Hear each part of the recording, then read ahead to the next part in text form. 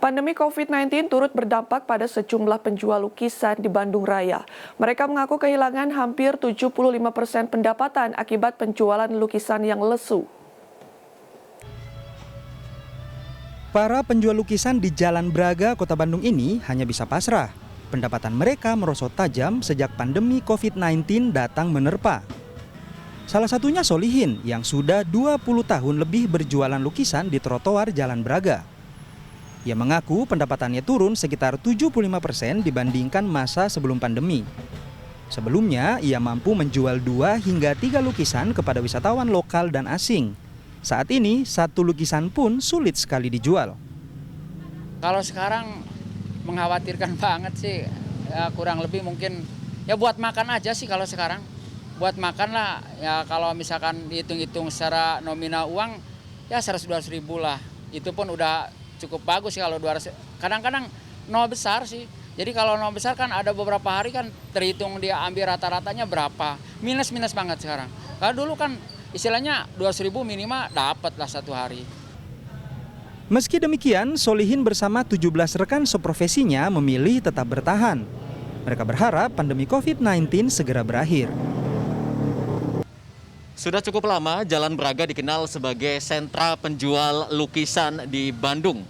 Sebagian besar lukisan-lukisan yang dijual di sini didatangkan dari Kampung Jelekong, Kabupaten Bandung. Saya ajak Anda untuk mengunjungi kampung seni tersebut dan seperti apa geliatnya di tengah pandemi saat ini. Kampung Seni Jelekong di Kabupaten Bandung dikenal sebagai gudangnya pelukis yang mendapat keahlian secara turun-temurun. Memasuki Kelurahan Jelekong, kita bisa melihat banyak galeri lukisan. Salah satunya sanggar lukis yang dikelola Setia Sencaki. Lukisan-lukisan yang dipajang di galeri ini dikerjakan oleh para pelukis di kawasan Jelekong.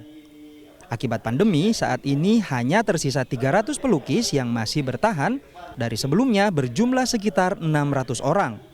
Caki mengaku sebelum pandemi ia mampu menghasilkan 40 juta rupiah per bulan. Namun kini pendapatannya menurun hingga 90%. Kalau untuk omset di Galeri Dwi Matra sendiri, alhamdulillah ada, tapi tidak signifikan seperti tahun-tahun yang kebelakang gitu kan. Jadi paling dalam 1 bulan paling banyak itu 3 lukisan lah gitu. Kalau untuk saat ini gitu kan. Berikut termasuk pesanan-pesanan juga ada banyak yang pending. Pemerintah Provinsi Jawa Barat mengaku sudah melakukan sejumlah langkah untuk membantu para seniman termasuk pelukis. Selain memberi insentif, Pemprov Jabar juga akan menggandeng para pelukis dalam beberapa event. Kemudian juga tadi bicara lukisan Jelekong ya, yang memang tadi saya kontemporer, kemudian juga kalau Jelekong ini kepada natural ya.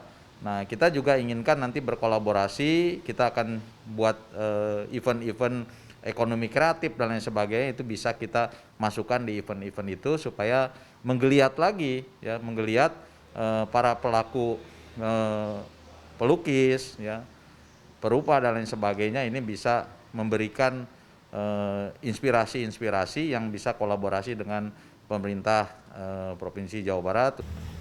Dengan adanya bantuan ini, para seniman di Jawa Barat diharapkan bisa tetap bertahan di tengah hantaman pandemi COVID-19.